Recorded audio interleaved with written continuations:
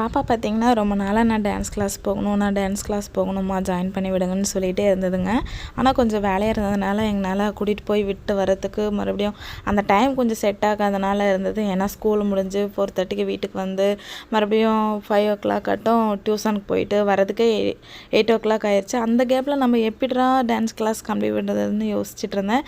சரி இருந்தாலே அதுக்கு டான்ஸ்னால் ரொம்ப இன்ட்ரெஸ்ட்டுங்க. எந்த இடத்துல என்னாலேயும் பாட்டு கேட்டால் ஆடுறது அந்த மாதிரி இருந்தது.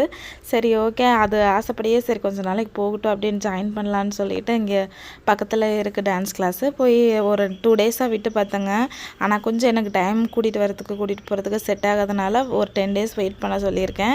சரி அப்போ அங்கே கொண்டு போய் விட்டுட்டு நீங்கள் உள்ளே வரக்கூடாதுங்க, பாப்பா வேணால் விடுங்க, அது ஜாலியாக ஃப்ரெண்ட்ஸுங்களோட அது சரி டான்ஸ் பண்ணதான்னு பார்ப்போம் அப்படின்னு சொல்லிட்டு நாங்கள் போன உடனே எங்களை வெளியே நிற்க வச்சுட்டாங்க. சரி நான் அந்த கேப்பில் மட்டும் பாப்பா வந்து பார்த்திங்கன்னா ப்ராக்டிஸ் பண்ணுற மாதிரி ஃபஸ்ட்டு ப்ராக்டிஸ் கொடுத்துட்ருந்தாங்க. சரி ஓகே, அது அந்த இருக்க பசங்கள்லாம் வந்து பார்த்திங்கன்னா ரெகுலராக வருங்களாம்மா கிளாஸ்க்கு டெய்லியும்.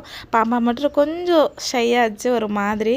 சரி இருந்தாலையும் அவங்கள பார்த்து அப்படியே அட்ஜஸ்ட் பண்ணி ஆடிட்டு இருந்தது. சின்ன பிள்ளை தானே, போக போக சரியாயிரும் அப்படின்னு சொல்லிட்டு. ஏன்னா ஃபஸ்ட் டைம் இந்த மாதிரி கிளாஸ்க்கெல்லாம் போனதில்லை, ஃபஸ்ட் டைமாக கூட்டிகிட்டு வந்திருக்கோம்.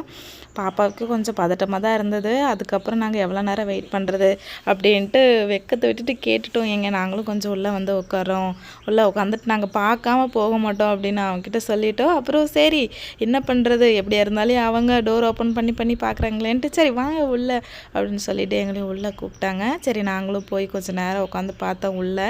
பாப்பாவும் பரவாயில்லைங்க, சும்மா சொல்லக்கூடாது, அது ஃபஸ்ட் டைமாக ஆடினாலையுமே அவங்கள பார்த்து ஏதோ ஒரு அளவுக்கு ஆடிட்டு இருந்துச்சுங்க. நம்ம நல்லா தான் ஆடிட்டு இருந்தாங்க. அங்கே இருந்த பிள்ளைங்களும் பார்த்திங்கனாக்கா சூப்பராக ஆடினாங்க. நல்லா தான் சொல்லித்தர மாதிரி இருந்தது, நல்லா இருந்துச்சு. அப்புறம் சரி பாப்பா சமாளித்து எங்களுக்கு அப்படியே வீட்டுக்கு கூட்டிகிட்டு வரத்துக்குள்ளே நான் அம்மா எனக்கு நான் அங்கே தான் இருப்பேன் அப்படின்னு சொல்லிகிட்டே இருந்தது. சரி வா நெக்ஸ்ட் டைம் பார்த்துக்கலான்னு கூட்டிகிட்டு வந்துட்டேன்.